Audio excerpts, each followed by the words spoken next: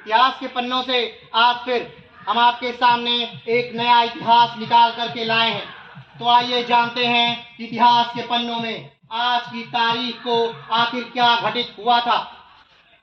Doctor Homi Jahangir Bhabha का जन्म 30 अक्टूबर 1909 में हुआ था। भारत के एक प्रमुख वैज्ञानिक और स्वप्न दृष्टा थे, जिन्होंने भारत के परमाणु ऊर्जा कार्यक्रम की कल्पना की थी। उन्होंने मुट्ठी भर वैज्ञानिकों की सहायता से मार्च 1944 में नाभिकीय ऊर्जा पर अनुसंधान आरंभ किया था।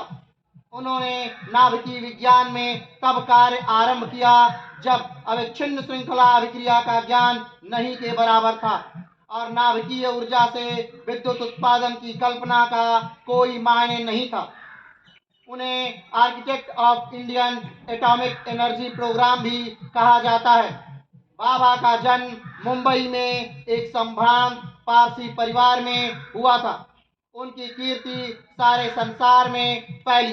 भारत वापस आने पर उन्होंने अपने अनुसंधान को आगे बढ़ाया। भारत को परमाणु शक्ति बनाने के मिशन में प्रथम पद के तौर पर उन्होंने 1945 में मूलभूत विज्ञान में उत्कृष्टता के केंद्र Tata institute of fundamental research की स्थापना की। डॉक्टर भाभा एक कुशल वैज्ञानिक और प्रतिबद्ध इंजीनियर होने के साथ साथ एक समर्पित वास्तुशिल्पी, सतर्क नियोजक एवं निपुण कार्यकारी थे। वे ललित कला व संगीत के उत्कृष्ट प्रेमी तथा लोकोपकारी थे। 1947 में भारत सरकार द्वारा गठित परमाणु ऊर्जा आयोग के प्रथम अध्यक्ष नियुक्त हुए। 1953 में जिनेवा में अनुशांतिक विश्व परमाणु वैज्ञानिकों के महासम्मेलन में उन्होंने सभापति की भूमिका निभाई थी।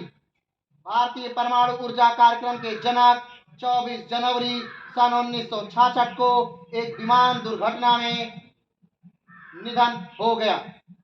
अगर इसकी संक्षिप्त की ली जाए तो भाभा हमारे देश के एक बहुत ही अग्रणी और हमेशा आगे की सोचने वाले वैज्ञानिकों में से एक थे, जिन्होंने उस समय परमाणु ऊर्जा की परिकल्पना की जब वैश्विक पटल पर यह ना के बराबर था। उस समय भारतीय अनुसंधान को इन्होंने एक नई दिशा दी। नेहरू जी हमेशा इन्हें नए युग का जनक के तौर पर संबोधित किया करते थे। तो इतिहास के पन्नों से आज के लिए इतना ही।